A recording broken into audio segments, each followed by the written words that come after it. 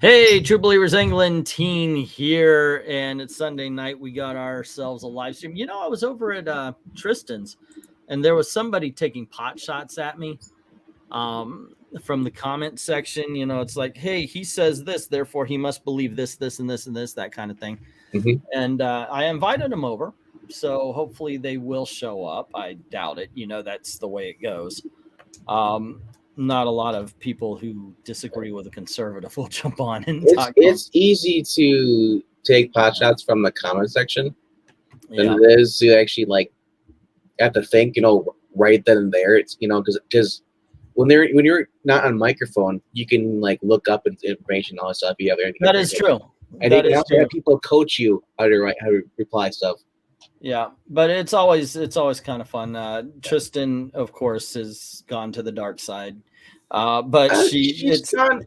I wouldn't say dark side. Say she's gone to her own side. I mean, well, yeah. I'm being facetious. I know you are. Joking, yeah. I know, but some people literally will take that seriously. Like you're saying, oh, she's gone to the SJW side. She's evil now. No, she's not. I mean, I'll give her to Tristan this. She's not afraid to say what she thinks, what she believes, and I respect that. I mean, because it's better than the pussyfoot around it and to say, oh, I like this, but then you actually like something else, Yeah, because you don't want to piss off the crowd. We talked a little bit, she wanted to talk about the Roe versus Wade thing, and we talked a little bit about that. I wouldn't get into the abortion thing because there's no way you're going to change my mind on it. I'm not going to change your mind. It is a very explosive. And most of the time you're having two different conversations. Yeah.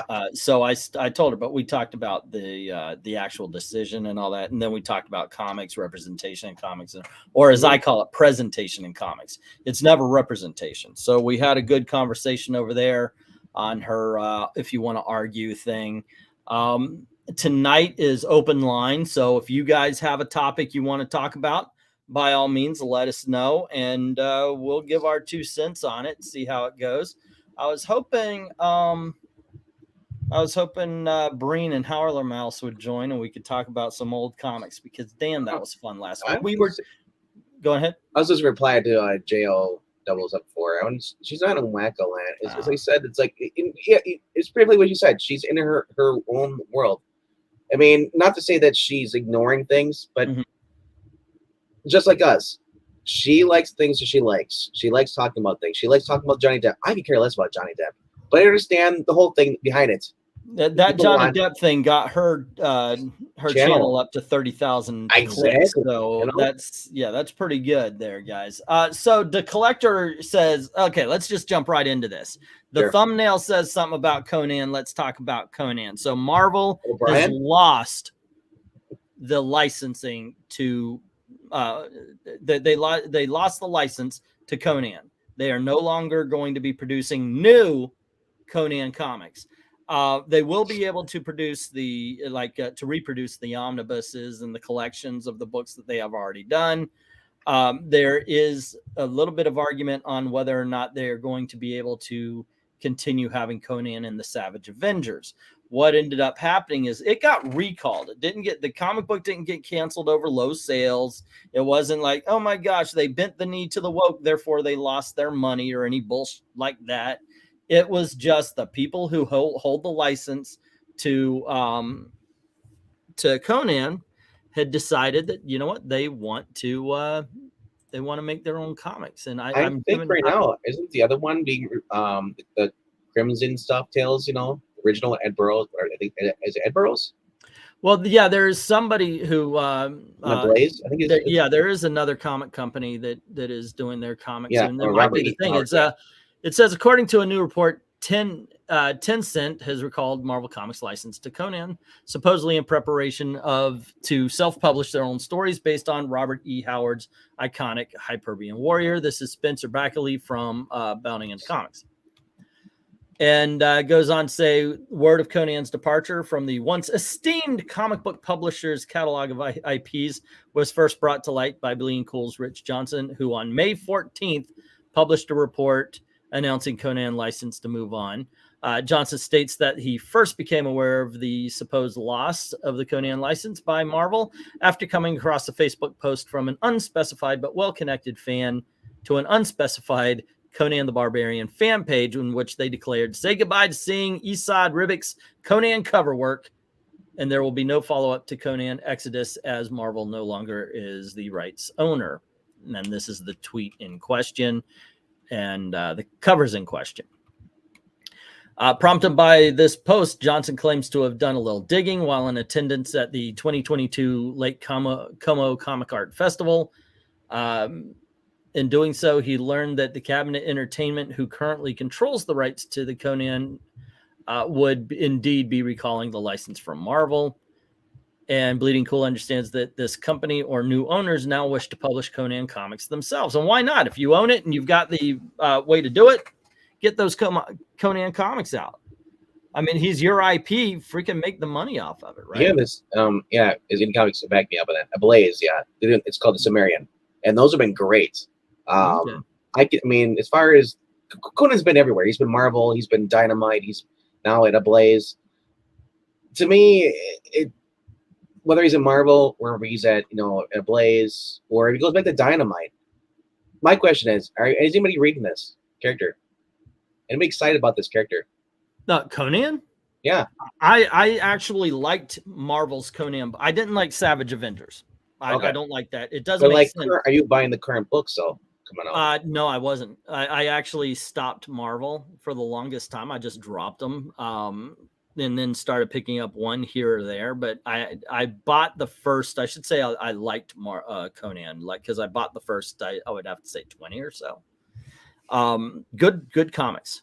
Because the Sumerian, a lot of those were Jason Aaron books. A lot of people were like, "Oh, I don't want to read Jason Aaron and such." I thought he handled Conan very well. Well, let's say quickly, the Sumerian books by Ablaze have been probably the best Conan books I've read in years. And I generally do not like the character, but they've actually been pretty well. More faithful to the original stuff. We'll get into that in just a little bit. Interesting, Johnson additionally reported that this will not affect Conan backstock of collections, omnibuses, which Marvel will continue to publish. And I also understand Marvel could even use Conan character in continuing Savage Avengers comic books, but that remains to be seen.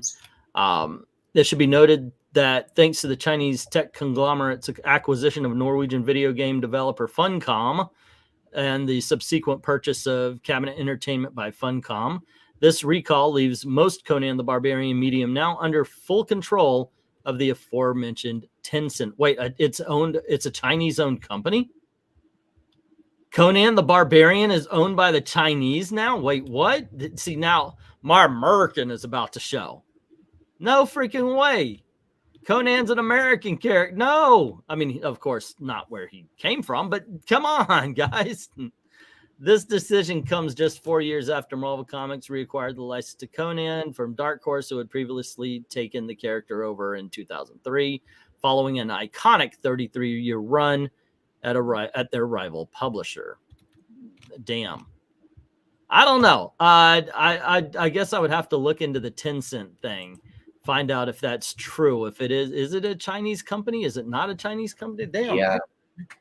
Conan by that I mean like Conan is created. What I mean, my question. So this company bought this. Are they gonna do comic books or are they gonna do video games? Because the video games I've been seeing put out in the past couple years have been pretty good. Well, they're talking about making their own comic books. Here's the thing. I got to admit, I am not a person who knows about the Conan universe. I know there's a lot of characters there, and they did do a couple of miniseries with the characters at Marvel.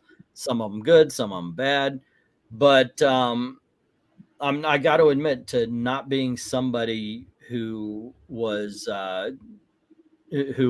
really familiar with it. So I actually did enjoy the first 20 of Jason Aaron's run. I actually enjoyed the one that everybody got up in arms about because it was supposed to be Pocahontas, but not Pocahontas. It's a freaking fantasy character. And they're like, no, you can't do this because Pocahontas. I'll just say this. Yeah. The Sumerian is the toxic male Conan.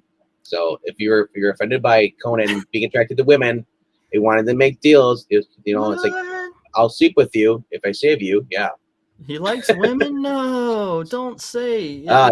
So, sir, no. The Frost Giant's Daughter was a good book, and the one after that was pretty good too. Yeah. Like I said, I just happened to come across. I was like, wait, is this Conan? It's called the Cimmerian. It's not called Conan. And like I said, it was like old school Conan, in the sense of like, where it's not the Marvel version, but more like you said, like he is a barbarian. He goes around. It's Arnold Schwarzenegger, basically much like, I'll kill the bad guy. I'll whatever, chop the head of the snake off, whatever.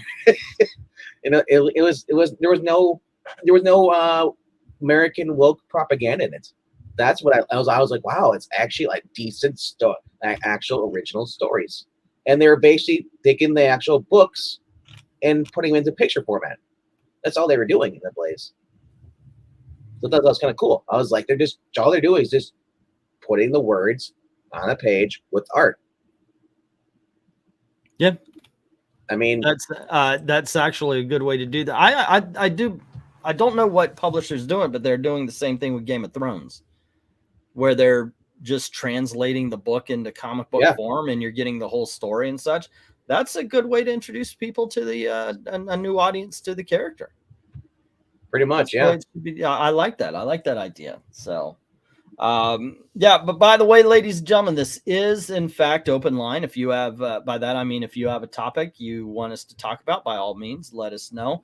We've got a few pulled up here. I've got a couple. We've even got some information about this week, some of this week's books, thanks to CBR.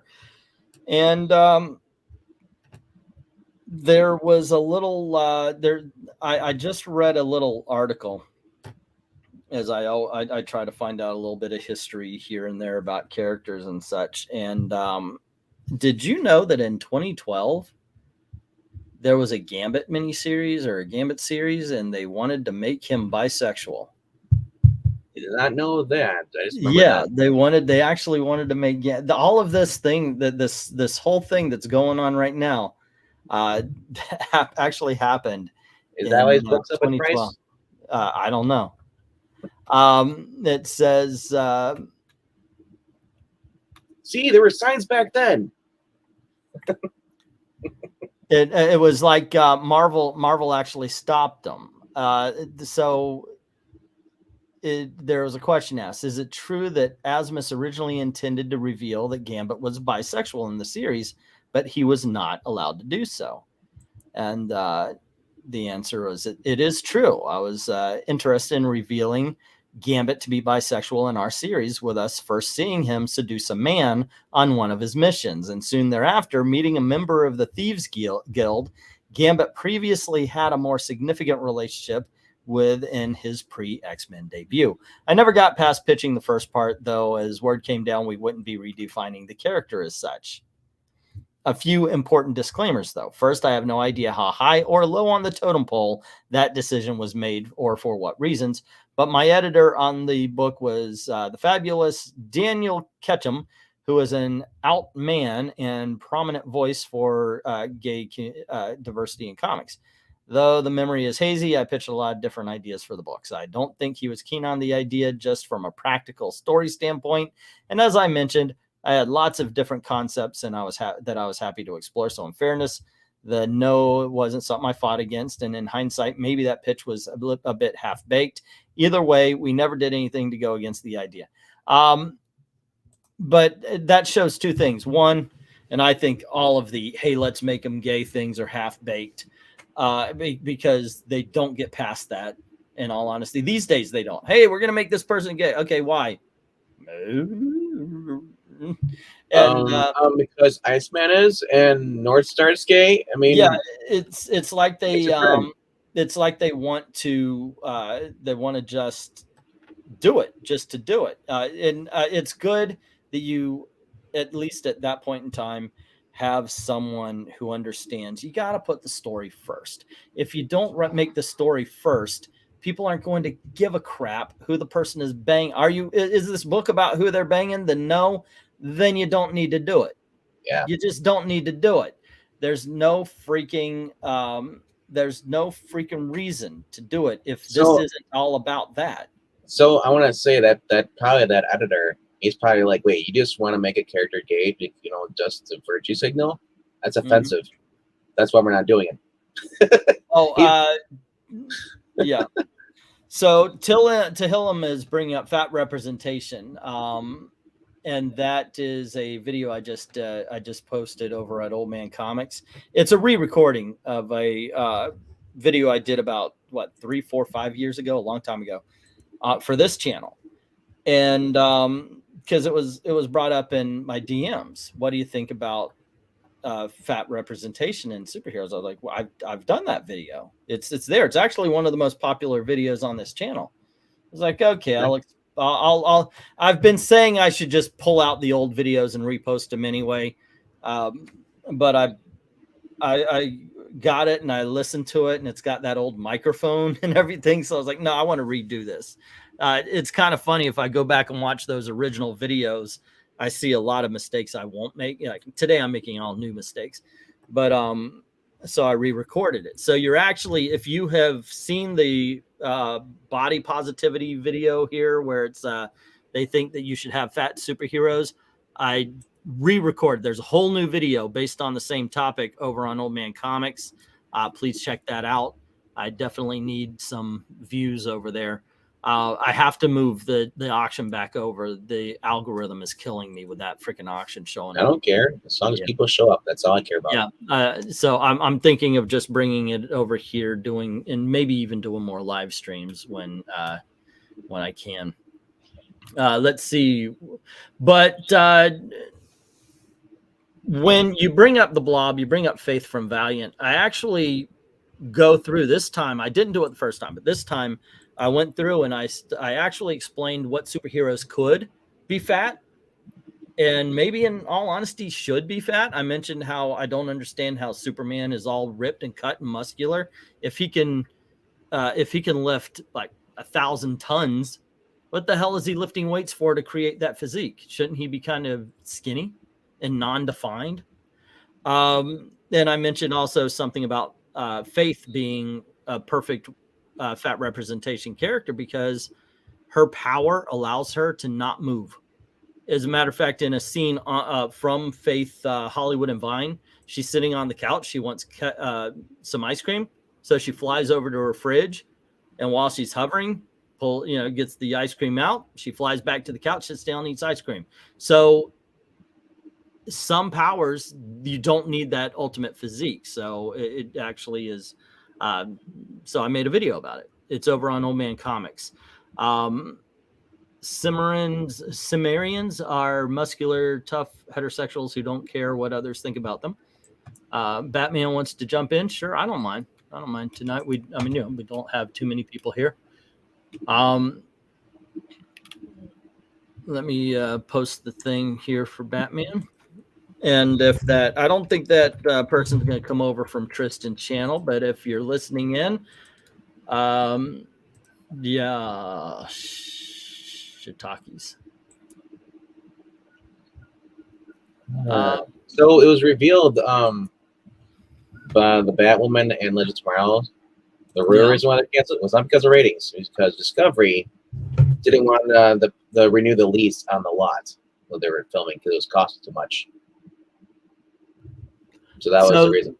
Even though the CW was going to renew both seasons. Yeah. The Discovery stepped in and said, we're not paying that much. It cost too much to rent the lot. So it was just too costly for the amount of views they were getting. Yep. So it was canceled for exactly normal reasons. Yeah. Yep. That's it. Yep. Okay. Well, we won. Yay! I don't know. People are saying the same thing now about Naomi. It's like, guys, DC Comics, the CW, everybody, they actually announced that they want to marvel everything up. They want to make sure everything's connected. Right now, CW isn't connected to anything. No. So they're cleaning freaking house. It's not any kind of moral victory that Naomi gets canceled. No. I always feel weird about some of these things where it's like, oh, we got to boycott this. Naomi wasn't bad though. It wasn't. It was boring, but it wasn't. I was bored off my ass from the first episode. I never watched the second episode. It's the same with Batwoman. I canceled Batwoman long before everybody's like, yay, we canceled Batwoman. No, I canceled it after episode 3. I was like, I'm done. You go further than I did. Yeah. I got through episode 1 and thought, right, that's it. Yeah. Look, you don't like something, don't watch it, and eventually they're going to cancel it. There you go. Do you know this whole thing where like RDV said, you know, they put a character in who's gay or bi or whatever, and that's all they are. Mm-hmm. This whole social justice thing, it's now part of modern society, right? Okay. So if you're setting characters in modern society, you pretty much have to put it in, but you don't have to make it the entire story. It's just like the scenery, if you know what I mean. Yeah. Like I said, they'd rather virtue signal than actually give you a decent story. Yeah. The whole point is like, we got a gay character in there, and you can do nothing about it. That's all it is. You know the politics to any issue, whether you're on the right or the left, much like Star Trek style, it should always be kind of like background music. Yeah. The politics should always be background music to the story. And unfortunately, in a lot of stuff we're seeing today, it's front. Or if you want to do a story about the politics, do what, like you said, what Star Trek did, and present both sides equally. I mean, Arrow, they had Will being gay. I didn't care about Will being gay. It didn't affect me at all. You know, because he still had some decent stories on there. What annoyed me about most of the CW verse, especially Lesbians of Tomorrow, was every other character was gay, and every character's father was a bad dad. MK, thank you very much. He's saying, I loved your appearance on Tristan's channel earlier and enjoyed your video on fat superheroes. By the way, thank you very much. Please share. Nowadays, the whole thing has changed now, and it's all about the share. If that's what gets from channels to grow. They change it up all the time. Oh, no, we're going to go by likes. No, we're going to go by comments. No, we're going to go by minutes watched. No, we're going to go by shares. Now it's shares. So if you please share this out, it doesn't hurt, doesn't cost you anything. Share out the fat video from Old Man Comics, please. Help that channel grow. It's ridiculous these days, the way that they change to tell us what's going to be popular, because we're always freaking playing catch up. Oh, 2 answers to the Superman one. Well, with his powers and his natural strength, there's absolutely nothing on earth to challenge his muscles, right? Right. So he should really look like. He should be undefined. He should look like the stereotypical couch potato. Yeah. That's what I just showed you. No, he should make you look like he's physically fantastically fit. Or there's the other idea, because Kryptonians had genetically modified themselves to be a physically perfect race, right? Yeah. Okay. So it could be that Kryptonians are predisposed to being buff, no matter how much they work out. Yeah.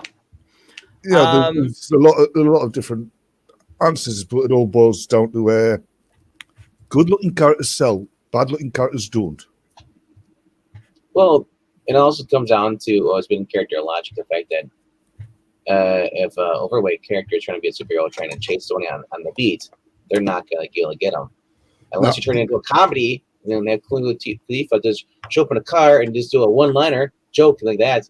Like I said, it's superheroes are not like that though. Superheroes, you're in shape because you work out. You don't. That's all they do is fight crime. They don't go to jobs. They don't sit in an office, type like Peter. I mean, Clark Kent does, but like 5% of the time, he's like 90% Superman all the time, flying around doing stuff. They don't understand. It's like it's a physical activity. You can't stop a villain that's in shape if you are about to have a heart attack, or you just can't move. I'm fat, man. Well, it makes sense for some characters. It makes sense for, but when you're talking about a Professor Xavier, when you're talking about even a Jean Grey, now, granted, if you're going to be going out and chasing people down, sure, you want to do some cardio. If you have powers, you can cheat. Faith, she can fly to the refrigerator, get a beer, get a lamb chop, whatever she wants to do. She's still going to die young of a heart attack. Yeah, I know. I had this argument with a woke friend of mine. You know, the new Avengers, new Warriors. That one, the Native American girl with the magic bag, who's obese. And the comment is she charges into battle. Yes, I was saying, yeah, she takes 2 steps and then she'd be panting for her breath. My woke friend, no, she wouldn't, because just because you're doing a physical activity doesn't mean that you develop this physically fit looking body. You know, based on the personality. Pointed out the Kingpin. Look at the Kingpin. He's fat. No, he's not. He exercises. He exercises in a way that builds muscle that looks like fat, quite deliberately. Training. Let me get some comments here. The main problem with DCU is that they make every movie from the start. The world's going to end. No build-up. Trying to make the end game right out of the gate. Yeah, well, they actually tried to do. Yeah. They're on record as saying that they wanted to skip what Marvel did. They didn't want to do Flash, Cyborg, and Wonder Woman, Aquaman, and then go into Justice League. They just wanted to go into Justice League and then go backwards. And of course, we saw how that worked out. By the way, I do like, and actually, I love Zack Snyder's Justice League. My wife, as a matter of fact, is on record as saying, "Wow, that was way too long. That was way too long." So she even loved it. Let's see. She's used to yes, you did, woman. She's used to 30 seconds. That's why. I think you can only do stuff like Justice League and these big group superhero stuff in TV shows, because then you've got more time and you can get the story done right. So, Indie Comic Jones saying Perch did a video on no representation for fat superheroes as well. Yeah, that is a little, maybe that's why I got a mention about it. Maybe that's why I got a question. But since this is kind of a running joke nowadays, here's my first video on should comic book superheroes be fat? This was made on June 24th, 2017. Yeah. So look, when I'm bringing up the whole thing with Perch and everything, I'm doing it as a joke. Now, granted, when he did the America thing, I was like, Jim Carrey, oh, come on, you know, but it is a joke. The thing is, I've been around for 6 years. I have done 4,000 videos. There is a bit of The Simpsons did it. You know, you remember that South Park episode? Simpsons did it. Simpsons did it. Simpsons did it. Yep. So what it became is what it started off where it was a live stream. And 2 days later, there was a video. And then we did another live stream. And then 2 days later, there's a Perch video or a Wes video about what we were talking about. And it happened so often that I'm like, wait a second. I mean, and hey, if they're watching and listening, thank you. By all means, pop up in the chat. Come on the show. I would I would like to make an open invitation. Maybe I should send them a message. Come on, but the thing is, it's a running gag at this point. It's a bit. It's like earlier today, and I'm not saying Wes copied off of it, but earlier today, Wes does a video about Amazing Fantasy 1000. On my live streams, it's a bit. I do not like those. I am actually vehemently against the fact that they had an Action Comics 1000 and Detective Comics. I'm going to make a video on it about why and how. It's going to be probably out tomorrow or Tuesday. And the thing is I have no doubt that Wes came up with this by himself.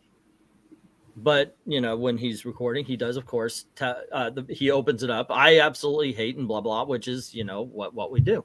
So it's become a bit where, okay, I see this. And we talked about this that day. And we actually literally in the live stream last night talked about the Amazing Fantasy 1000, where I went off on the fake freaking milestones. So really, there's nothing serious to it. The whole Comicsgate thing got started because Captain Cummings and I put a video out where it was the exact same thing up until about the 10-minute in both of our videos. Mm-hmm. And I pointed out that we have a lot of like-minded people. So when you hear me talk about this stuff, it is absolutely a joke. Sometimes it's a little bit, okay, we're but it's not serious. So please don't take it serious. I don't want one of these things like during the drama days of Comicsgate where somebody goes, "Do you know what they're saying about you?" It's not like that. I'm going to do a reactionary video later on. Say again? I'm going to do a reactionary video to this later on. Oh, go on ahead. Yes. Do you know what they're saying to you? Yeah. Yeah, likelihood is if they're saying something about you, probably already know. Yeah. Oh, by the way, Tevia, Comicsgate lost its way years and years ago. Before actually Ethan showed up. It stopped being about the comics and it started being about how much money I can make. And yeah, it's yeah. Yeah, these things usually do. Glenzer is saying modern writers obsess about political and civil history while disparaging comic book history and continuity. That is a damn smart man right there. Yeah, absolutely. And that's the thing. If you look at comic book history, the world that the characters inhabit, it always mirrors the real world anyway. So I don't think it does.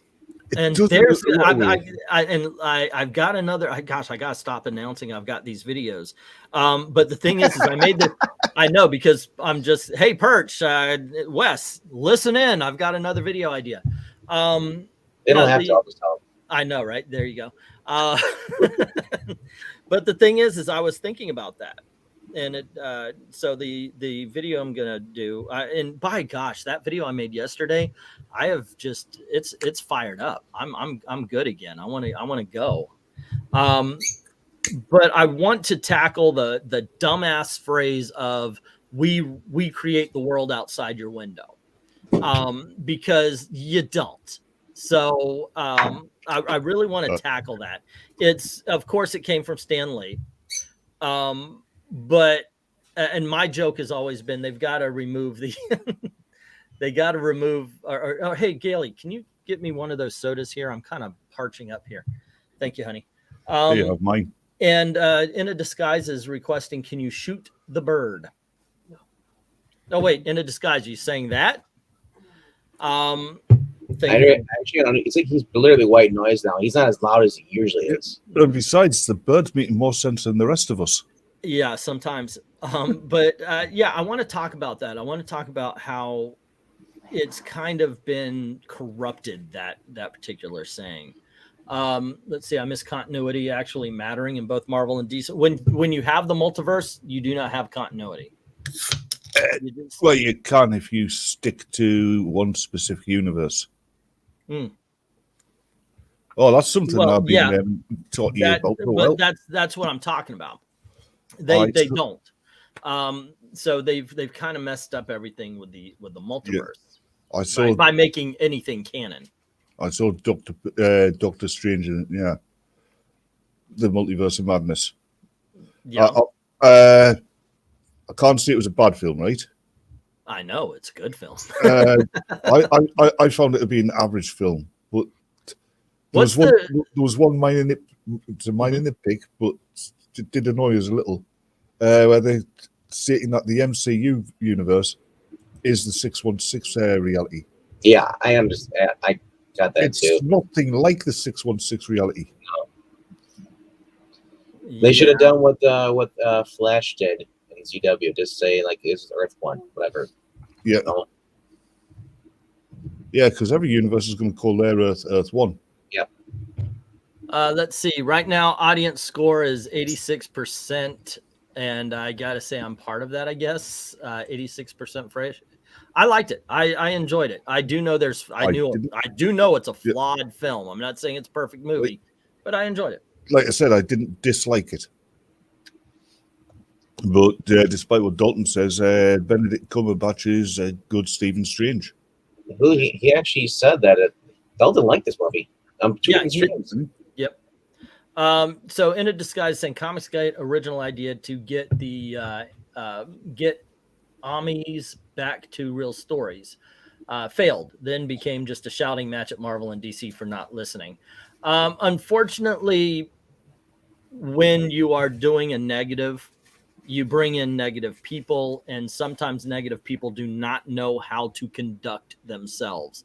And instead of making the other side look crazy, you yourself end up looking crazy. Yeah. And that is wholly what happened. Also, money. We're YouTubers. We get paid by views.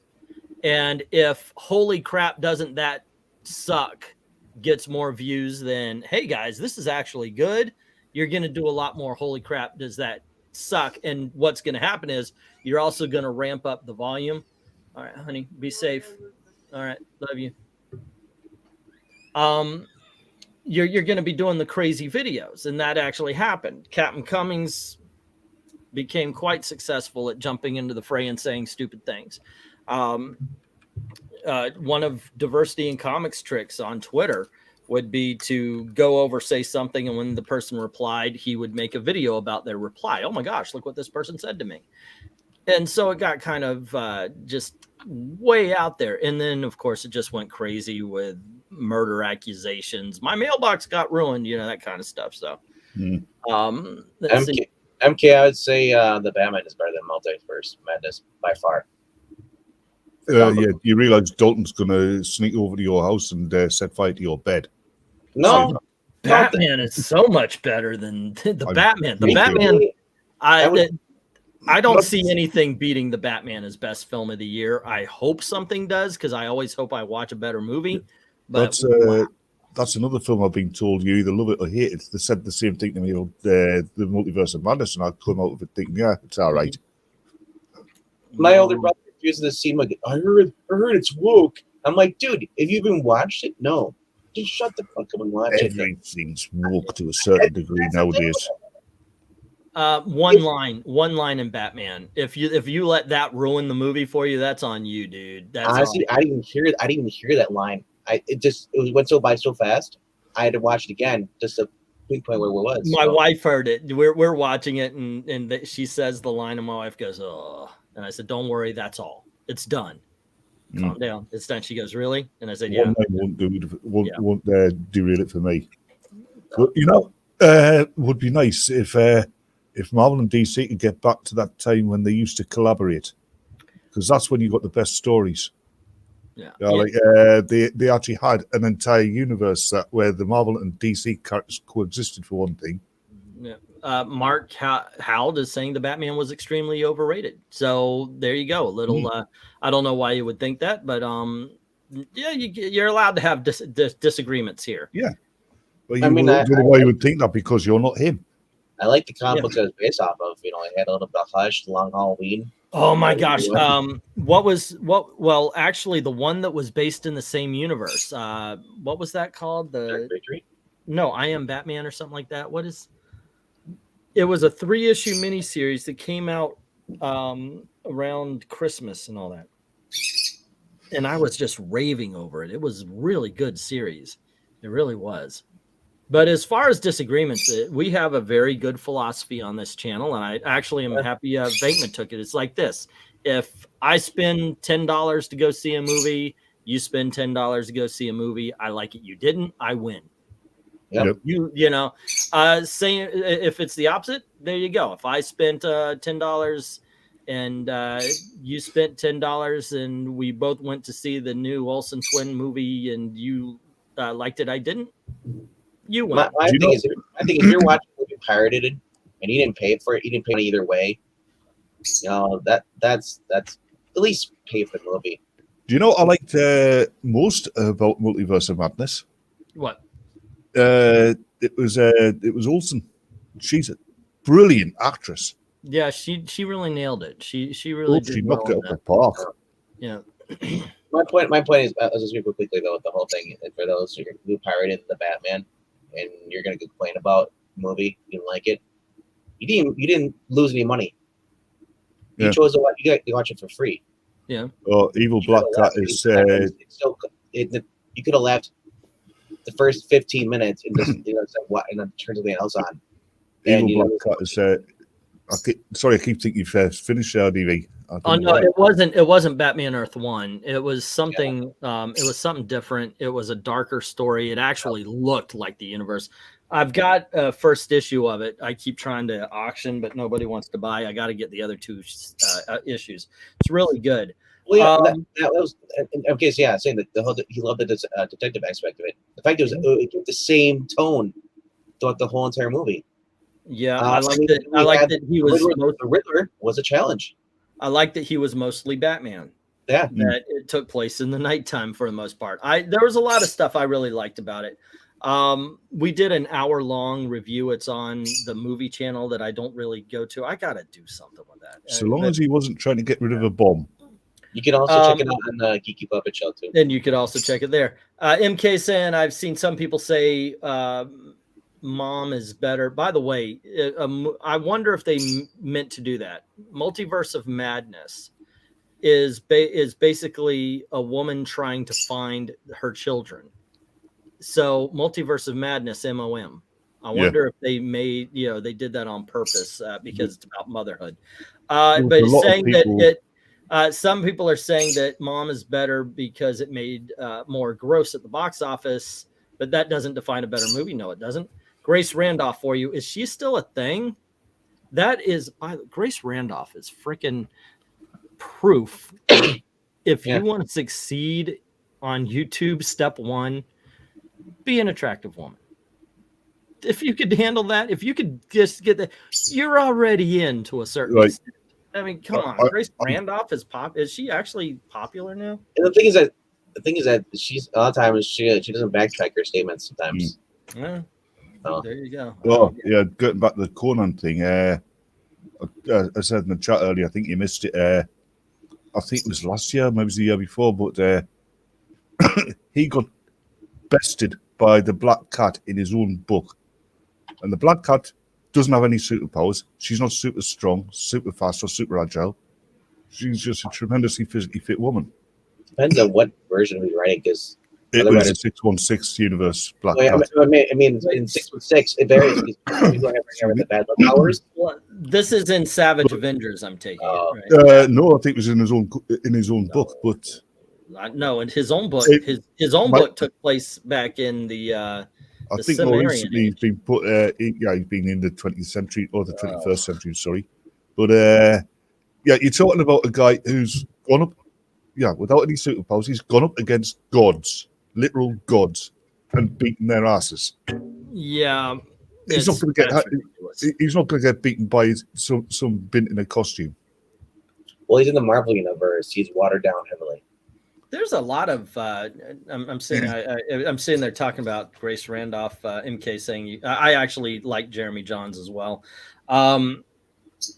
And they're talking about ignoring Grace Randolph. There were a whole bunch of people. I was like, wait, they're still around? I guess I actually got that. Nerdy Texan, by the way. He got a hold of me on Twitter and asked me why I wasn't making videos anymore. That's actually how he started getting back on the auctions and everything. I was like, yeah, I'm making videos, and I got shadow banned. So a lot of people don't know that I'm still making videos. I'm the same way. I used to be big into what they call the skeptic crowd. I watched some of those. Amazing Atheist, Warshowskis.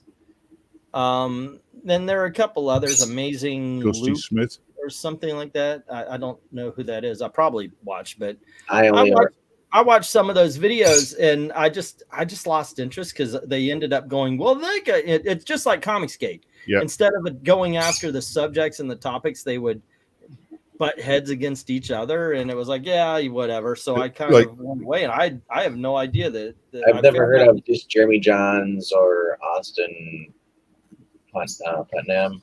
Well, no, Jeremy Johns' movie. I was talking about the skeptic. No, I'm just bringing up these people I've never heard of. Only heard of Grace because she has that high, annoying, shrill voice. It's not as bad as Puppeting. No. Sorry. Her name is Fran Drescher. I mean, yeah. I used to watch Screen Junkies, but then COVID ruined them. By the way, COVID revealed them, I think, because they all just went to live. It went to live stream, and it's like, wow. Without the production value, none of you are interesting. I was very disappointed. I like the what's his name, Dan. He does these charts, so I'll watch those for a little bit and then I'll turn it off. But I guess I still like the trailers they do, honest trailers. But when it comes down to reviews and all that kind of stuff, yeah, y'all aren't that interesting. You really aren't. Go figure. I don't know.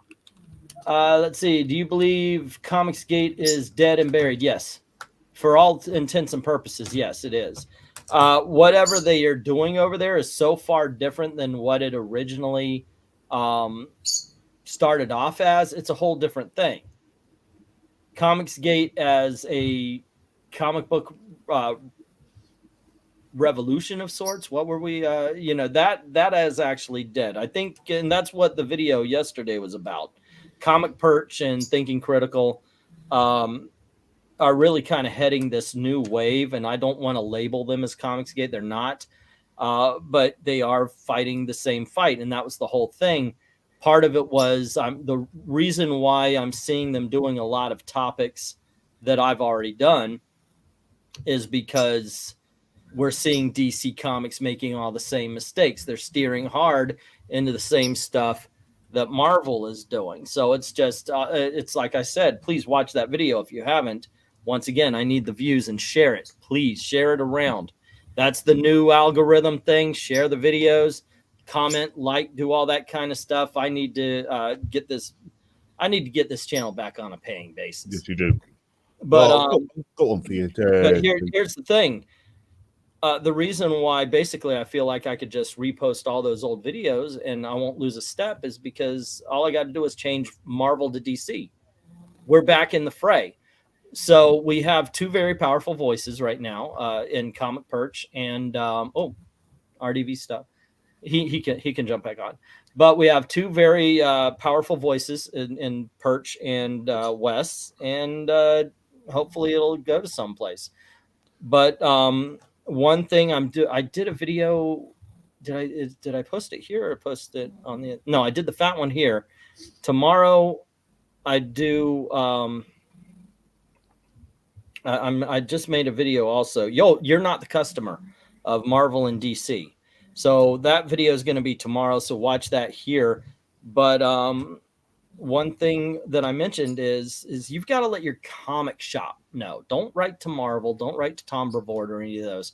Go to your comic book shop and drop the titles.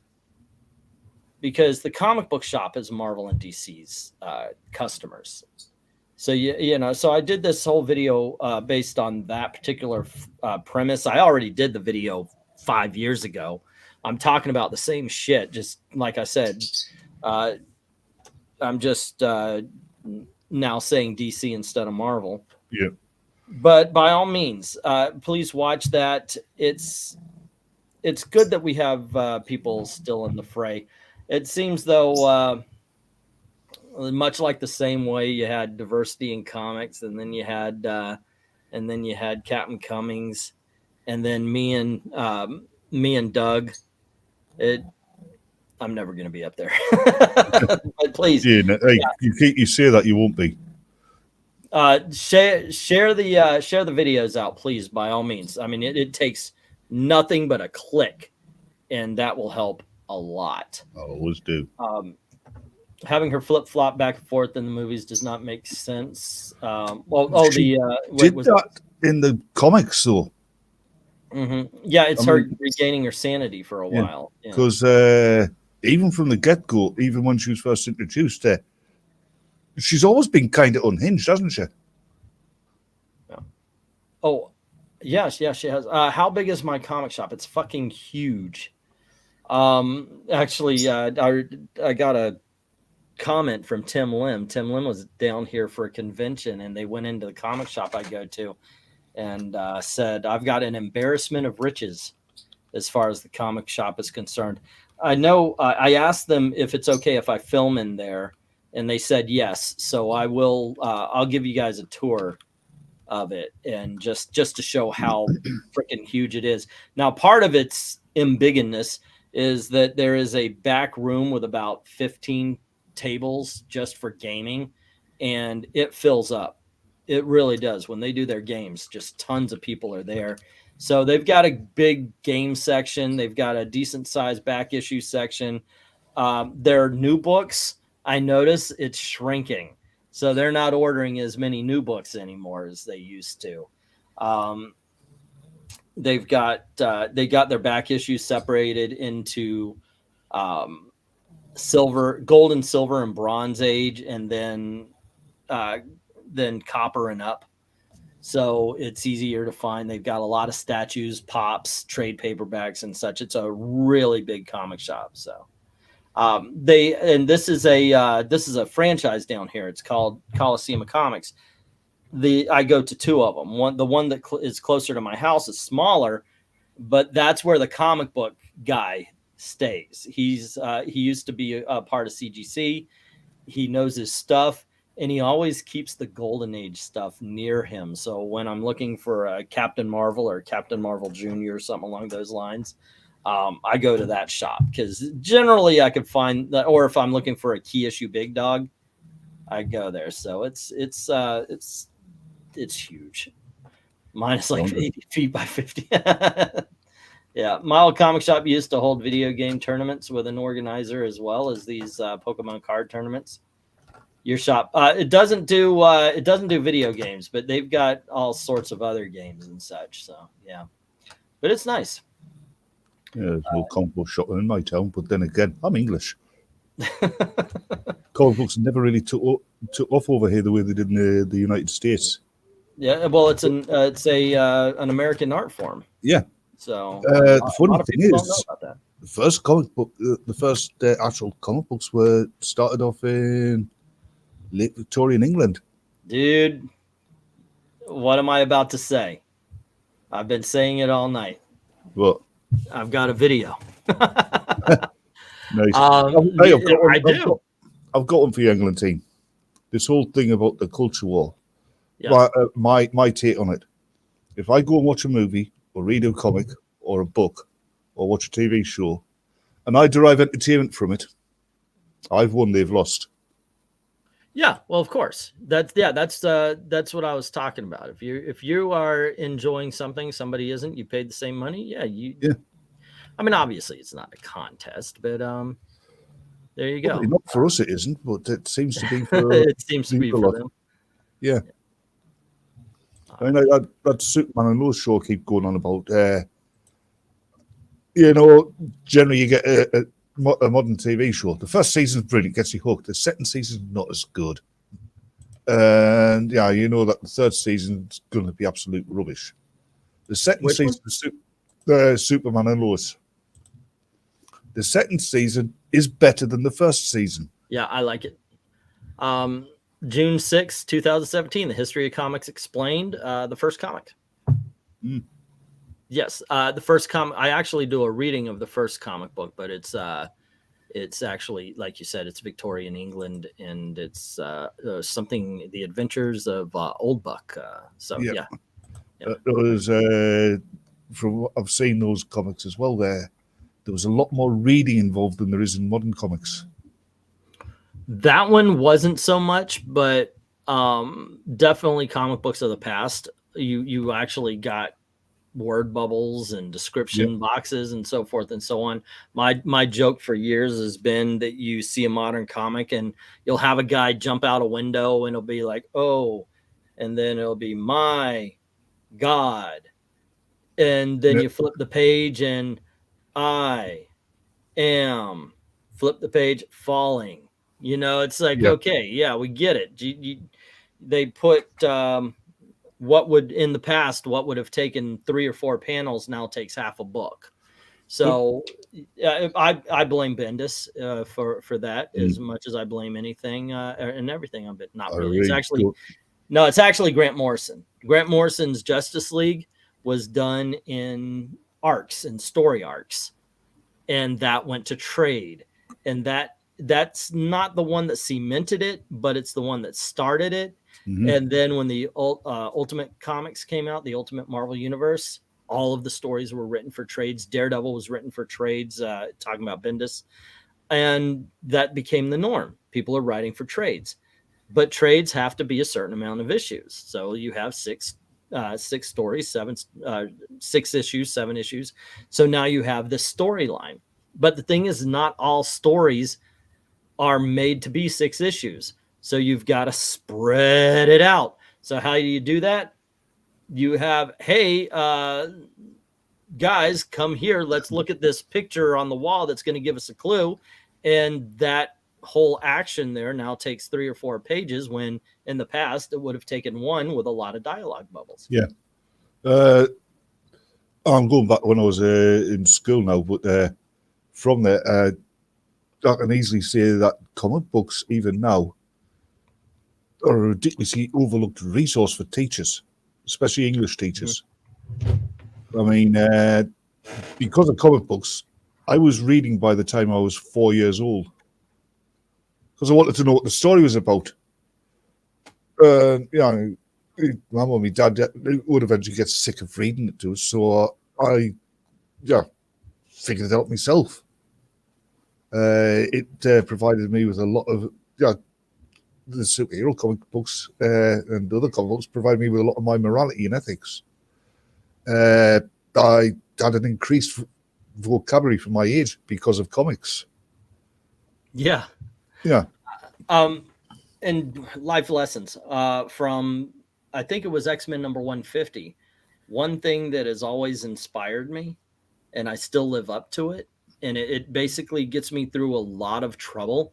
Like, I should have given up YouTube a long time ago. As soon as the channel got nerfed, I should have given it up because I'm just not making money. It got nerfed, by the way, when I finally got it on a paying basis, meaning I don't need a job other than YouTube is now my profession. As soon as I did that happened. But the thing is X-Men 150, with life comes hope. That's the big lesson. And that has carried me my entire life. With life comes hope. Nothing is so freaking terrible if you still have the life and the will. Basically, those two are all you need, the life and the will. Or as Stephen Wright once said, every place is in walking distance if you have the time. Something my dad used to say is you can't solve a problem if you're dead. No, that's true too. Let's see. My old comic shop. Oh, okay. I read that one. Net Here's being ill. We got a Dave and Buster's 3 years ago. Fun place. Never went. We used to have a Disney Quest, which it was just like 5 levels of video games. It was awesome. Would you compare a local comic shop to a music CD store? Obviously, I think music CDs are a little bit more outdated, but I can see where you're coming from on that. New books seem to be such a risk now. I actually talk about that in the video I'm putting. But guys, please watch this video I'm about to post tomorrow at 9 o'clock, because you're bringing up a lot of stuff that brings up to that. But yeah, I do actually bring up something similar to this about how just basically things are changing. So please watch this video. There's a lot of pertinent stuff in there, apparently. You've got a video about representation in general. Yeah. Oh, by the way, take care. Be safe there, Tevia. Man, I miss BBV, BBV VHS DVD. Okay, I know what VHS and DVD is. That Blu-ray, I guess. I still get it. Oh, he is Destro, Bunderdome. This is the Batman. I don't have our names up, but there you go. He is from, I believe, Wales, right? No, Northeast England. Northeast England. Oh, wait. Yes. No wonder you sound a little bit Scottish. I should have picked that up. I don't sound... Actually, for my part of the country and from Scotland, you do have words. What, do you sound Scottish? My family's Scottish, you some bitch. I don't sound Scottish. You ask a Scotsman and they will tell you I do not sound Scottish. Yeah, I know. That's why I said a little bit. Come on, listen to the freaking Not even a little bit, but that's my age and your ears. My grandfather, actually. I'm only second generation American on one side of my family. But my grandfather was the one that came over. So like most people. Most so American when people, second, so third guys, generation, if you guys are going to do that, don't take from me. I wasn't here. But- Let's see. As long as your body's warm and bowels move without issue, ooh, then I'm in trouble. Then everything else is temporary. Yeah, Blockbuster Video. Okay. I don't know if I missed Blockbuster Video. The mom and pop shops to me were where it was at as far as that was concerned. Because Blockbuster Video, that was the family style. The mom and pop video store had Faces of Death. And that is what was really cool to me. Like going and finding, like I saw that there was a follow-up, what is it called, to Rocky Horror Picture Show. Was it? Blockbuster didn't carry it, but the mom and pops did. There was always a little bit of you could find the weird ones there. Shock Treatment was the name of the movie. But they always had the weird movies. Yeah. And they also had the new releases. So I kind of like the mom and pop. A lot of times they used to have the new releases before lackluster videos. But my town there was a non-chain video shop, shall we call it? That because we had Blockbuster and we had the other one that was big at the time. Yeah. Well, I don't. But this privately owned video shop, Pink Panther Videos, it was called, because he'd actually got a Pink Panther done on the landings wall as he come up into the shop, and he made more money than the other two. If I brought the kids along, we were going to go. So I would go. I did have a Blockbuster membership, and if I was bringing the kids, I would take them to the Blockbuster. It was well lit. They liked running up and down the aisles. They were not the kids that put their arms out, though. I don't care what that guy. That was another set of kids. My kids didn't do that. But one thing that Ashley did do was, and I always let her run so long as they were in like the same aisle. I didn't mind if they were running up and down, and I didn't care. But once Ashley got out of my view, I was really looking at this movie and such, and Ashley went around. So I'm like, Ashley? So I start looking up and down the aisles for her. And then this guy, sir, you're looking for your daughter? She's right here.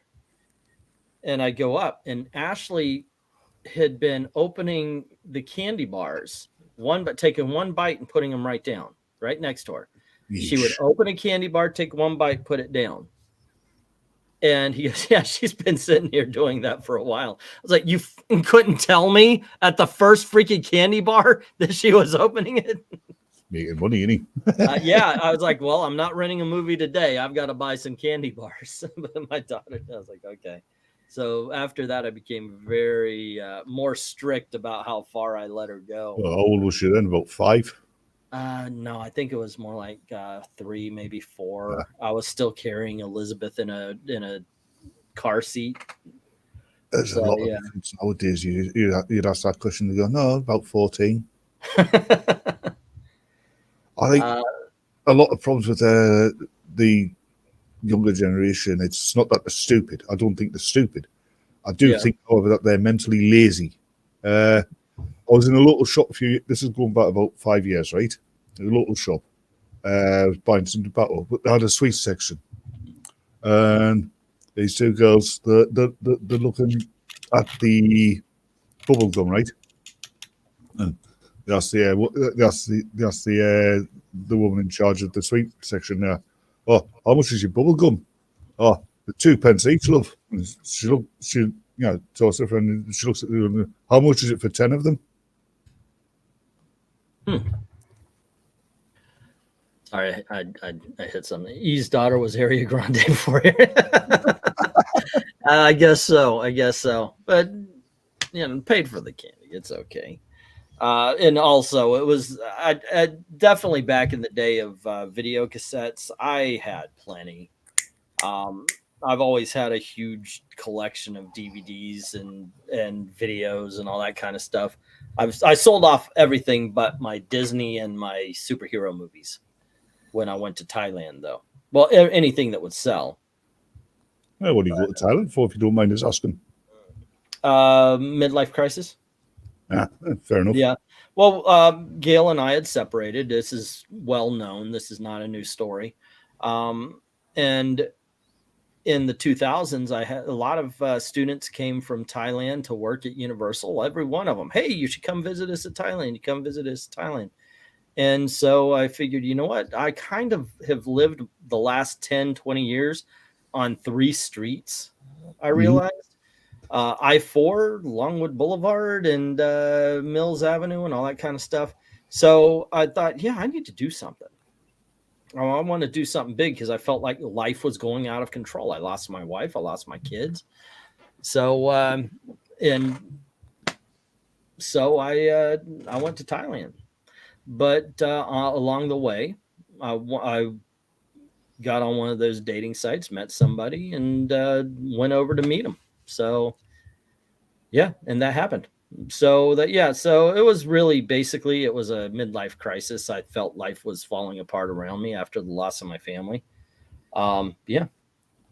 You were lucky you didn't get one of those trips into the jungle to an old temple. Yeah.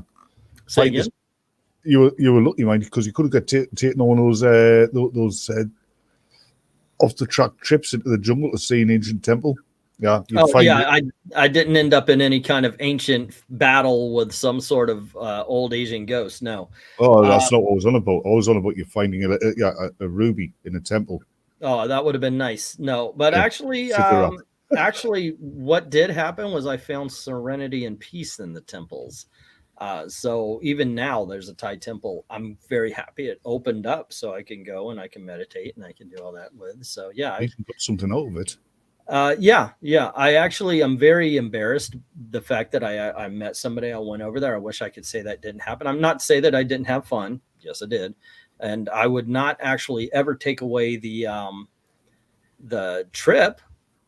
And it's just that, but I did get a chance to go into the mountains. I got a chance to live in a Thai village. I got a chance to basically escape anything that looked American for a while, which was good for a while. But after a few weeks of it, it's like, I need a hamburger and I need something to talk to me in English.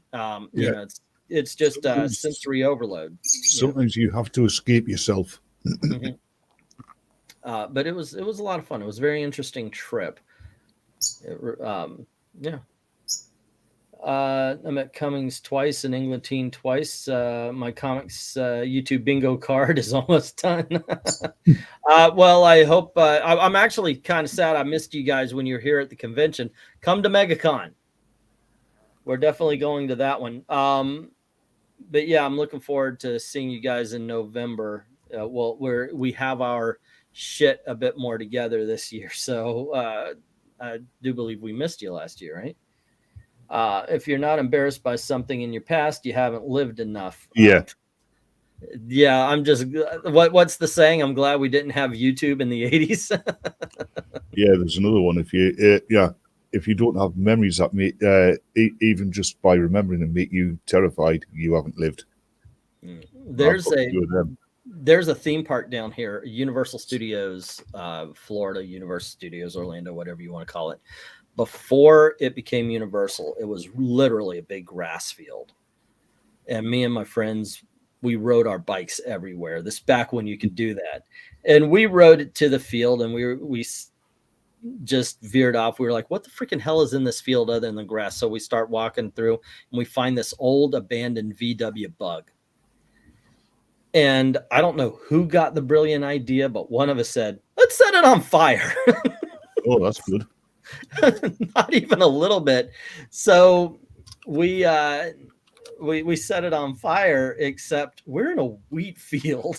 So it got a little bit out of control. And what ended up happening is the fire trucks are coming in on one road and we're taking our bikes and running our asses to the other one to get away. It was, damn, that was fun. That was fun stuff. But we used to do stupid shit like that a lot.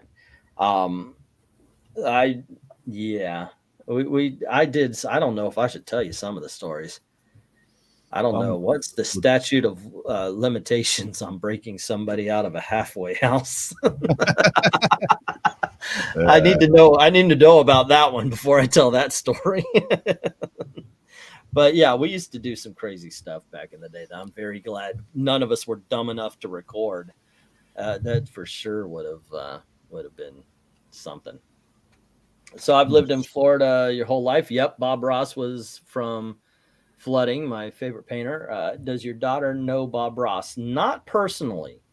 No. If Bob Ross, a 60-year-old man, knew my 20-year-old daughter, I would have questions. But no, no. I've never actually seen Bob Ross. But there you go. And yes, it was hot Twitless. I like hot love bug. Yes. Allow me to share my screen. Okay. Hello. There was an abandoned mental hospital that we used to go prowl through at night. Right, see that there? Oh, okay. That's a nice bridge. That's the viaduct, my hometown. Oh, okay. Railway bridge, right? Mm-hmm. Back in the 70s, there was a dare. You'd get on a Saturday night. You'd get on one side, right? And you had to walk all the way across. I mean, back then, that was a really busy rail line. Okay, so you were like train dodging. Oh, yeah. And I got to about here, the halfway mark, once when I did it. And well, there was this express train barreling down the track. I got my foot caught in one of the sleepers and only just managed to get out and into the safety area and hang on for dear life. Wow, yeah, that would scare the piss out of me. Even nowadays, I kind of get a cold sweat thinking about it. Yeah. Leatherclaw says Zombie Bob Ross, he died in 1995. Well, that explains it. My daughter was born in 96. Yeah. Sorry. There's a show I've caught on YouTube recently. Never heard of it before. Creature Features. The guy, he's supposed to be a washed-up rock star, introduces horror films. Okay. Twitless, what part of Florida are you in? Oh, excuse me. And yeah, it did sound like Session 9, but it was way too dark, by the way. Session 9 I did like. I haven't seen it since it was out. But we would go at nighttime, and we wouldn't carry flashlights because flashlights are for pussies, I guess. I don't know why. But we did carry weapons, and poles, freaking samurai sword, whatever we could grab onto. And we would go in as like, so yeah. But it was fun. At one point in time, our tough asses got scared by a homeless man that was living in the hospital at the time. We're walking through, it was like, hey, and we're like, yeah, and freaking we just Laurel and Hardy'd right out the window. Yep. That was a long time ago, man. We're talking about the 80s here. that got rid of a whole bunch of that is a long time. That was a freaking long time. When I was a little kid, I would do any stunt. I'd remember I was a really small kid for a long time, and I actually could run on the top of a chain link fence. There was like when you have a chain link fence, you have a pole at the top, and it's supported, of course, as it goes along. But if you hit a part that isn't quite attached or if the poles aren't structurally sound, what happens is it bows, and then you fall and maybe even make a scratch right up your leg that now you got to go tell your mom about, and the fact that you messed up your fence. That's the thing. When we were kids, even your generation, you get a gash in your leg. You wait till it stopped bleeding. You carried on with what you're doing, and you got a good hide when you went home for messing your clothes up. Nowadays, you get rushed to the kid will get rushed to the hospital to have a battery of jabs. Yeah, I don't know. MF's asking how high that bridge was 90 feet high. And like I said in the chat, after the first 40 feet, the rest is just numbers because it doesn't matter, does it? Yeah, after that, you're pretty much done. You can't freaking cat out and. Yep. Y'all are all effing Southern Floridians. Gainesville is up north, right? Gainesville is up north. I'm Central Floridian. I'm for the Southern Floridian would be Weaponized Nerd Rage. I know he's Southern Floridian. Isn't Florida slowly disappearing? Yeah. Is it disappearing? No. The waters rose and we're already underwater. Remember, by 2015 we're going to be underwater. That's what Al Gore said. So yeah, we're drowned already. We're actually dead. I remember reading somewhere that apparently Florida's getting eroded by the sea. It's been doing that since the beginning of time. Yeah, this is not something I would worry the children about. Yeah. Let's see. Vic says, I built a chain link fence so the people could let their German shepherds off their leash and run in the backyard. They got lost that night and were never found. Ooh. The people or the German shepherds? Because I would have questions about one of them. When you're on about German shepherds, you're on about the dogs. You're actually on about shepherds from Germany. How much money would you want per week to live in New York City or California for 6 months? Okay, first of all, obviously all expenses paid. So however much rent, food, utilities, and that's the baseline. That's just for existence. I understand that everything's free so long as I don't walk out with more than $1,000 worth of stuff, but still I want a stipend. So I'll be pretty cheap. Let's go $5,000 a month for 6 months. Yeah, I would do that. I'd do it. Yeah, but that's on top of all bills paid. Yep. So there you go. And by that I mean food, water, electricity, the whole 9 yards. So yeah, I'd be pretty cheap about that. Talking about food, I'll be back. I've got to go and feed my furry lodger. Alrighty. The thing is I might actually also require bail, because if they say we're doing a lockdown, I am not doing. I didn't do that when the mayors tried to do it here. I didn't lock down. The only place I ever put a mask on was at the comic shop, because I know them personally. But no, I did not do that. Oh, and Disney. I did put it on for Disney because Gail made me. I didn't want to do it. I was like, bullshit. And Gail's like, don't you do that. He's okay. Yes, ma'am. Yes, ma'am. Glenn just says, kids do stun. I heard that's why 80s FF cartoons had Herbie instead of the torch. Yep. Because they thought kids would set them on fire. Yep. Let's see. No Homo sapiens were harmed in the making of this story. Yeah. So I had this girlfriend. Actually, met her when she was just walking down the road. She walked past my house. I stopped. A little cute blonde thing, and we just got to talking. Turned to find out she was a bit of a runaway. And by a bit, I mean completely. And it was a weird situation because I actually called. I found out where her parents live, and I actually called her parents to say, hey, your daughter's here. They did not want her. Well, something happened, and she ended up getting picked up. And she was taken to a halfway house in Titusville on the coast of Florida. And she called me. Now, I'm a teenage boy at this point of driving age, and she was a good-looking girl.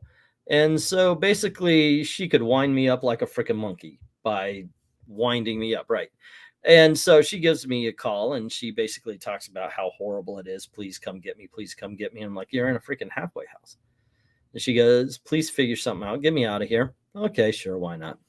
So a friend of mine jumped in the car with me, and we went to Titusville to get my girlfriend out of a halfway house. It was kind of a holding thing where sort of like a shelter jail kind of place. It was we got her out. Not going to tell you how, because I don't know what the statute of limitations are. It's probably done, but yes, we ended up getting her out thanks to a fallen tree. And right. Okay, so let's see. Recently, we had Broadway drama Patti LuPone. Oh, I saw that. She's like got no mask whatsoever, yelling at somebody for not having a mask. It's that I'm from Florida, guys. Are you still doing COVID? Are we not over COVID yet? It's done. I was over COVID in 2020. Yeah. It's done already. Florida has been. It amazes me that people are still on the COVID thing. Have we? There have literally been reports now talking about how stupid most of the things they did during the COVID lockdowns, the masks and everything. How stupid it was because none of it can work. There's you can read that there's reports about this now, and people are still going. And Patti LuPone, yelling at somebody for not having a mask when you're sitting there without a mask, you freaking hypocritical. The actual masks themselves, the proper surgical masks that you could buy, it actually said on the packaging that they will not protect you from a virus, nor will they protect anyone around you if you're carrying a virus. Right. Slither said, Glenzer, what was it? No, Slither. Well, Dr. Fauci said, I'm in the Bay Area. It's called COVID culture life out here. God, they gave it a freaking title. It's COVID culture. Yay. It's the hip thing to do. So who's Bob Chapek? Apparently they want him booted. Something to do with Disney. Yes, he is the new CEO of Disney. And his motto is, if you have a dollar, I want it. He's basically raised prices on everything. There's not enough staff out there. Well, everybody's having staffing problems, but the park, you're not getting as much as you used to for the price of a ticket. Things that would just be included with the price of a ticket that people say, you used to get this for free. No, you didn't. It was included in the price of the ticket. That's what it was. You paid for it. You paid for good guest service. You paid to make sure that those streets were clean. You paid for the free water when you're hot and all that kind of stuff. And the freaking 97-degree Florida heat. You used to get this with the price of a ticket. So Bob Chapek canceled all this little itty bitty extra stuff that we were given along with the price of a ticket, and then raised the price of that ticket. And a lot of people are kind of not happy with that. Plus the fact that instead of going, like if you bought a ticket, if you came to Florida tomorrow, you bought a ticket, you couldn't get into the park that day that you bought the ticket for unless you had already made a reservation. People hate this in reservation system, but it works for Disney because now they know how many people are going to come in. So they can adjust and they can properly adjust how many people to bring in staff-wise, how much food to cook, so forth and so on. Knowing how many people you've got in your park is a vital thing there just for safety alone, isn't it? Well, they say it's to keep the numbers down, but it's not. The parks are being loaded because people from Glenzertown over here have been locked up inside their houses because the dumbass governors. Yeah, God bless Ron DeSantis. I've heard so many times, you want him to run for president? No, I want him in that governor's mansion blocking us from whatever stupid shit the president is going to throw at us every freaking time. He's been dogging that guy. So Ron DeSantis is the best freaking governor in the United States right now. Hands freaking down. I like that Senator Mike Lee. The one who dragged out the pictures of Ronald Reagan on the dinosaur when he's having a go at the EOC. I mean, that was some inspired shit. That was. Disney's about to strap a pedometer on the guests and charge them per step, and you know what? I would not doubt it. And I noticed a long time ago that little things were eroding, and it started with this. It started with the fireworks show where I noticed it. At the end of the night, they always have a fireworks show. Mm-hmm. And there are certain places that are the best places to watch the fireworks. So people would sit there for hours waiting for the fireworks. And Disney took notice. Hey, wait a second. People are coming over here to watch the fireworks. Let's put up some tables and we'll sell it. It'll be a dessert party. And it will charge $80, and you can get some donuts and some crepes, maybe some ice cream, something like that. And you can have a little dessert while you're watching the fireworks. And I noticed that happened in Epcot. It happened at Magic Kingdom. And then it was just little things after that. It was like, oh yeah, you love this area. Well, now you got to pay for it. They used to have free concerts out at, with the ticket. Yeah. When you had the food festival or the flower and garden festival at Epcot, you could go see a concert. And like in the flower and garden festival thing, Flower Power, it would always be some 1960s band. Herman's Hermits was here for a while. My family made it a freaking mission. Every year we would go every day that Davy Jones was there. I'm a big Monkees fan. I showed you guys I had the Monkees. I've got the Monkees comics right here behind me, as a matter of fact. Yes, he played the alarm clock on Cheer Up Sleepy Jean, didn't he? Yeah. So the thing is Daydream Believer. So I'm a huge Monkees fan, so we always made it. But they started to do where, if you wanted to actually go see the show, you had to buy a dinner. So if you made a reservation, say at the Chinese restaurant or any of the restaurants, you would then get priority seating. Well, at first it was just for the few rows up front. And then they decided, no, we're just going to sell as many as we can. And if after everybody who bought the dinner package goes in, if we have any more seats, we'll let you in. So people got mad at that. And it was just slowly eroded. And it was all Bob Chapek and the guy before him, but Bob Chapek just ramped it up, and people freaking hate him for destroying the Disney experience. And then, of course, when he said, "Hey, we're going to get into politics," no, that was the last straw. Is he also responsible for the nightmare that is the Star Wars hotel? Yeah, I don't know how much of it. I will never go. Unless I hit the lottery, I'll never go. So I've only seen it through the lens of other people. And like that Star Wars girl. She apparently went. I've got a problem with that. I went to I saw the Diz Unplugged and all that. Star Wars girl. I was doing my Disney Channel going out at the same time.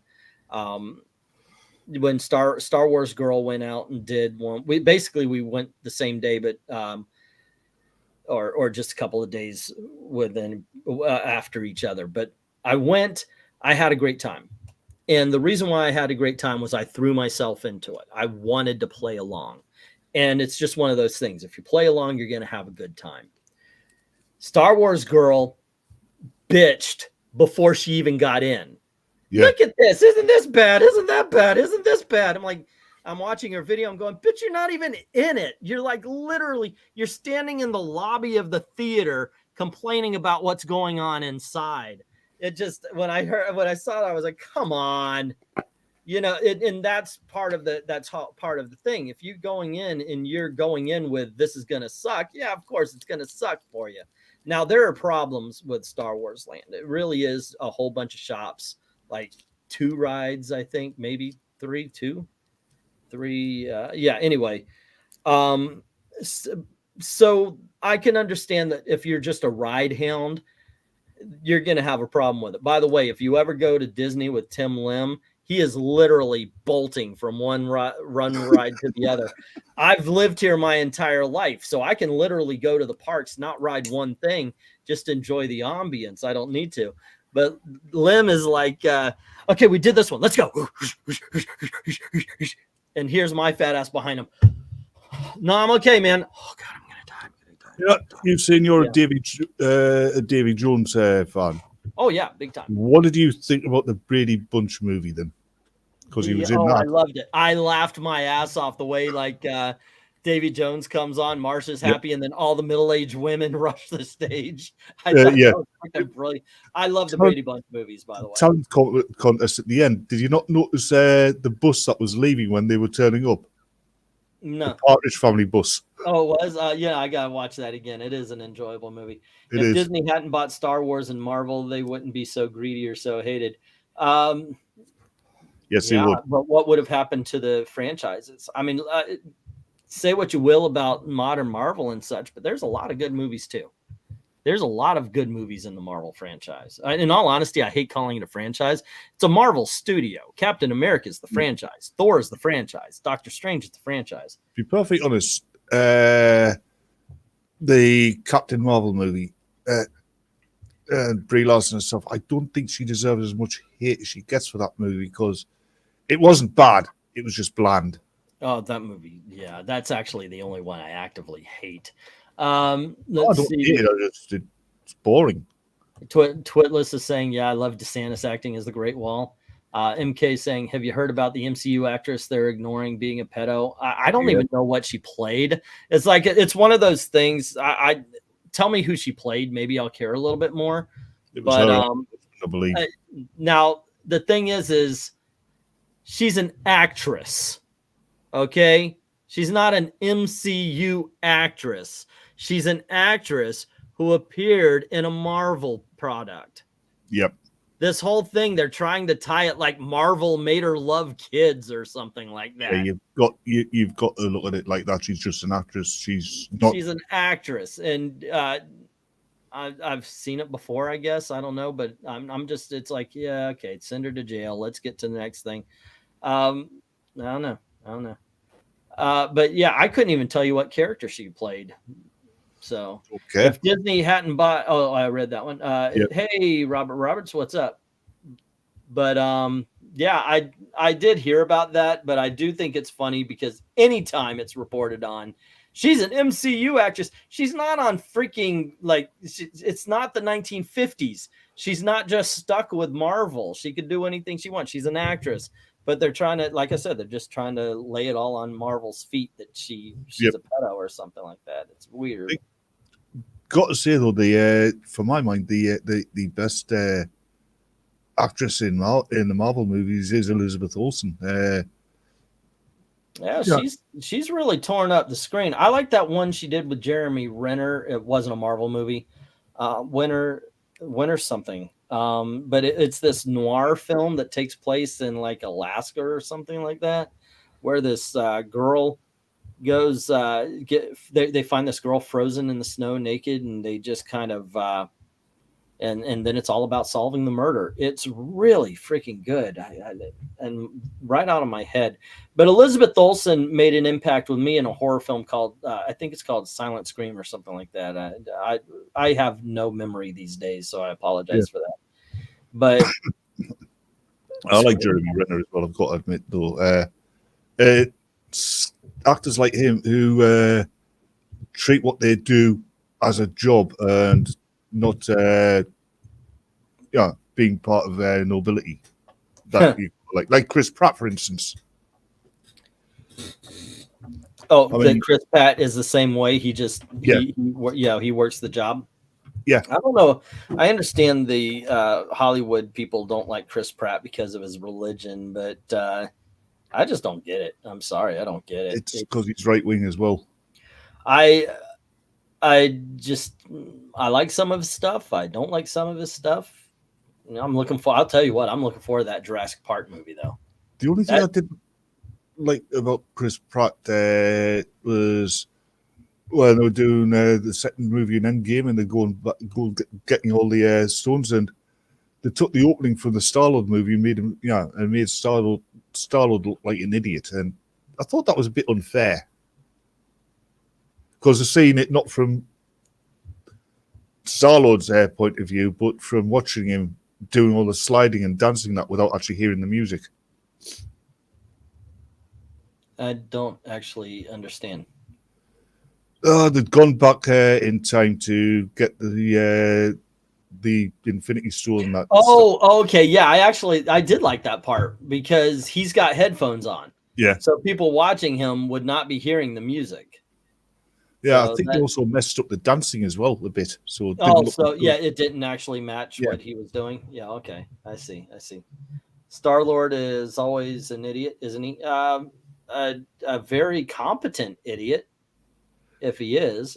Yeah, he gives you the impression of being an idiot, so you'll underestimate him. Well, maybe that's it. That would work, wouldn't it? I guess. Chris Pratt playing Mario is the best meme ever. I didn't know, is that real or not, or did somebody make that up? Is that because I heard it, but you know, I don't care if he does a good job. I still haven't seen the Sonic movies. You guys are telling me are awesome. I want to, but I started to. It just I don't think Star-Lord became an idiot till Bendis. Does Bendis ever not ruin something? Let me think on that. No. I think I actually mentioned that as well in that Perch video. I start talking about that. I said something along the lines of, you may say something like, you want the JSA back. No, you don't. No, you don't. Because I remember saying I wanted the Legion of Superheroes back, and they gave it to Bendis. These days, you don't want any classic character that hasn't made an appearance in a long time. Just let them stay dead until there is some sort of reining in of this freaking madness called wokeism. Yeah. The thing with Bendis, I found it's his story arcs are bad, but the worst thing is the dialogue he writes just doesn't fit the characters. I was about to say his character work is what I have a problem with. It's just not there. It's not good. Oh, talking about Chris Pratt, that music video that my brain's going. There's Guardians of the Galaxy music video with David Hasselhoff in it. Yeah, it's the in-credit soundtrack. Yeah. Glenzer is saying that, of course, Bendis ruins anything there because he looks like Dr. Evil, for which I give you this.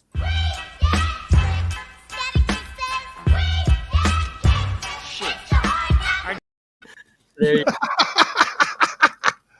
that's RDV put together where he deep faked my face over Dr. Evil. I'm like, oh my gosh, it looks right. What? It does look. I thought it was Dr. Evil. That was the go figure. Here we go. But that video, it's got all of the Guardians of the Galaxy cast in it, and I'm sitting there watching it. You know, where's Chris Pratt? And there's this robot keeps dancing all the way through it, and at the end, it's Chris Pratt. Chris Pratt, yeah. Well, and as much as I look like you mentioned Hasselhoff, yeah. Here's Eric Breen. I've been looking for freedom. I've been looking so long. That's Breen as David Hasselhoff. But it looks so right. I know, right? Yeah. The best one, I wish we had it, because the best one is he and I as the Flintstones. I don't know. Oh, that's Breen as James Bond. Oh, that's me and Breen as Brokeback Mountain. Thanks, Venkman. But, Jesus Christ! Yeah, that's me as Fat Bastard. So, yeah, I guess we don't have it. He wants to do Dalton as Doctor Strange. Yeah, but he did one where it was Breen and me, and I was Rick Moranis as Barney Rubble, and Breen was Fred Flintstone. You could not tell it was us. Just we were so on freaking point on it. You couldn't tell it was us. It was amazing. Curious, what are your top 5 favorite video game movies? I like the original MK95, Tomb Raider, Silent Hill, First, Resident Evil, and Sonic. I think you just named them, tell you the truth. I enjoy the 95 Mortal Kombat, and of course everybody loves the music. Tomb Raider definitely belongs there. Silent Hill, yeah. But let's see. Wait, no, we're going video game movie. I was thinking, wait, Wolverine Origins? No. The video game was better than the movie. A video game movie that was good. Silent Hill's definitely on there. Yeah, I think you named them. I would probably take off. I haven't seen Sonic, so I can't include that. So I would probably add in the second Tomb Raider movie instead of that. The second one. I watched Uncharted and. If it's got Uwe Boll in the titles, don't watch it. Put Zach on Dolph Lundgren. Oh, that might actually be good. Except for Zach is dark hair. One, of course, my baldness makes me a-okay for Dr. Evil. It just fits that way. So what you could do is you could take clips from Smallville and put puppeting on Lex Luthor. Oh, that would work. That would work. Yeah. I would love to be able to pull these things off so I can. I would love, like, just for a reaction on my videos. I would like to insert me as Dr. Evil going shit. I love that. I love that freaking reaction. Of course, the funniest one instantly gets every video copyright, but that's the German one. It's got Eric Breen's, he's just dancing along while the character I'm deep faked over is just kind of staring. Yoish, and we saw the original video. It's one of the craziest things. Now, top worst video game movies is hardest. Goodness, I guess the worst. I would agree with everybody being the. Well, actually, the worst to me would have to be House of Dead 2, and then Alan Wake. What was that one that Christian Slater was in? That one was horrible. Basically, go to Uwe Boll and just his entire movie. That's what I said. I think the worst one I've ever seen was Wing Commander movie. Wing Commander. Yeah, from the storyline to I the know. design I've of the seen ships. I've seen it. It's pretty bad. Yeah, and the game was pretty good.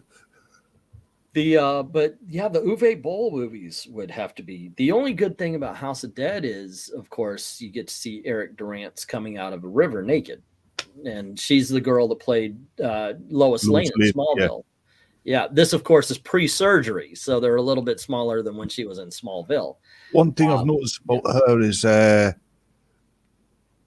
you can tell what somebody does with their face by the lines that they get.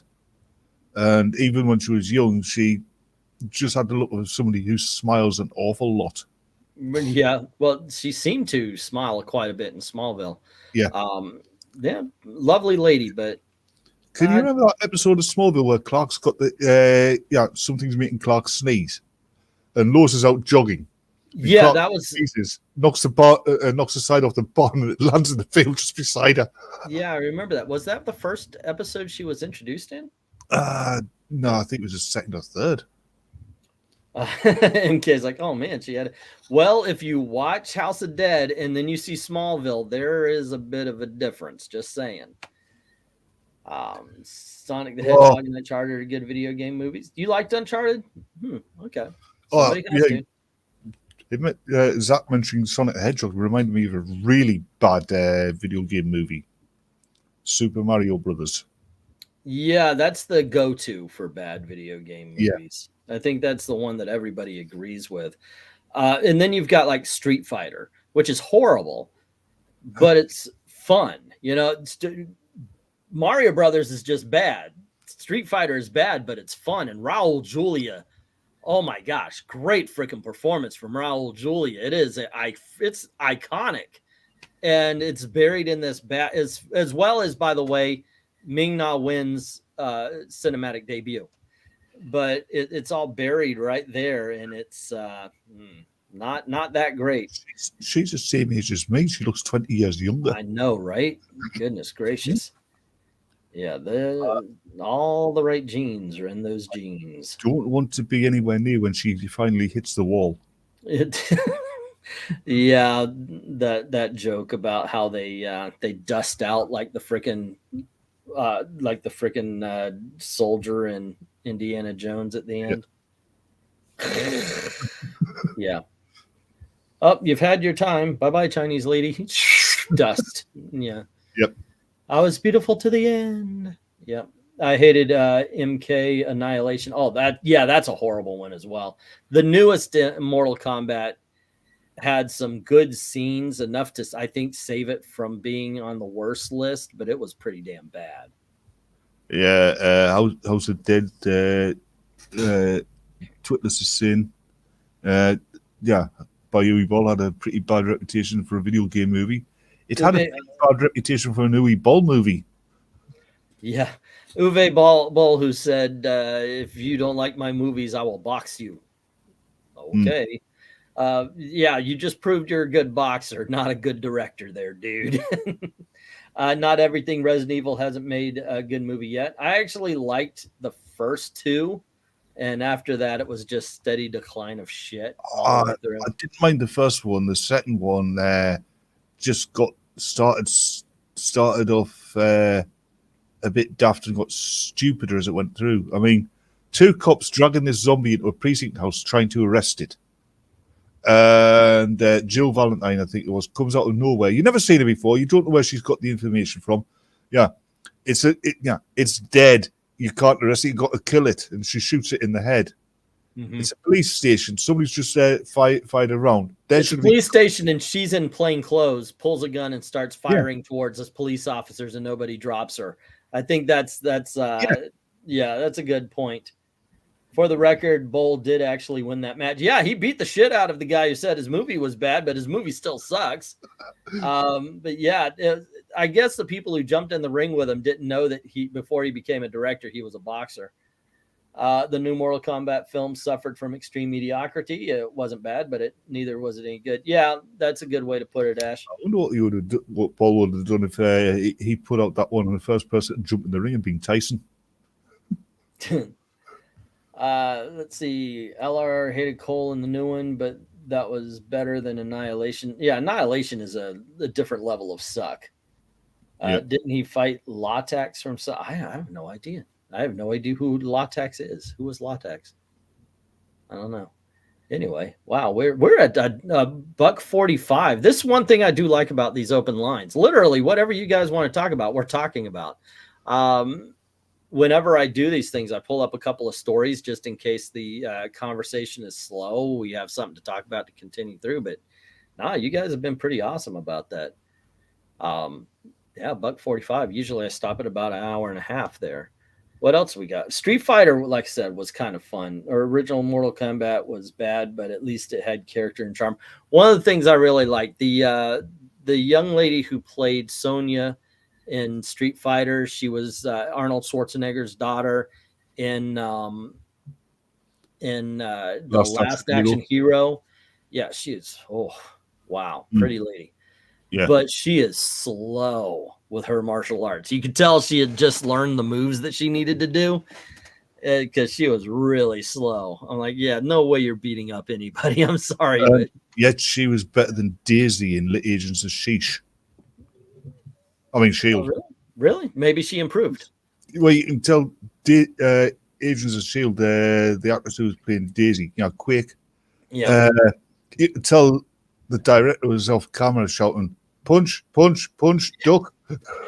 Oh, my favorite, though, if you watch a CW show, like even Arrow, I'm not somebody who slams the CW. I actually enjoy the shows for the most part. But Arrow had something that I started noticing, and after I noticed it, I couldn't stop, and I noticed it in season 3. So a lot of times I was like, no. You'll have Green Arrow, and here's the main villain, and they'll run towards each other, right? And you're thinking a fight's going to ensue, but instead of like running towards him and then punching or something on his way to use the momentum, they'll run and they'll stop, and then they'll start punching, doing the choreography. And when I noticed, after I was like, wait a second, that look weird. Oh, wait, they did it again. Oh, wait, they did it again. I couldn't stop noticing. Run, stop, do the choreography. And I thought, oh my gosh, it's a dance. It's not you just turn this shit into a dance, not a fight. And by the way, Michelle Yeoh, whom I love, probably a little bit too much. She was a dancer. That's how she became a martial artist in all of her movies, is because she realized that, oh no, if they're learning this, it's like a dance. I can do this. And so she became very popular in her own Chinese martial arts movies.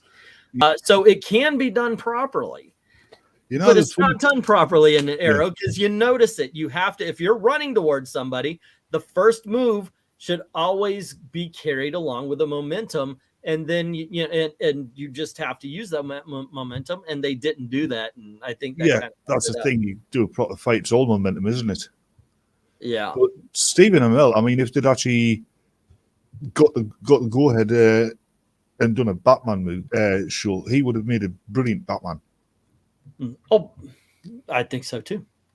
I wish his Casey Jones was in a movie that actually used Casey Jones. I like Teenage Mutant Ninja Turtles. It is a comic book movie, not a video game movie, to answer Slitherclaw, because it's an original comic book property.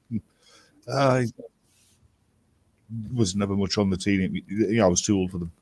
But I wasn't a fan of the comic, the cartoon and the comics that came from but I love the original. Actually, Nerdy Texan gifted me a book.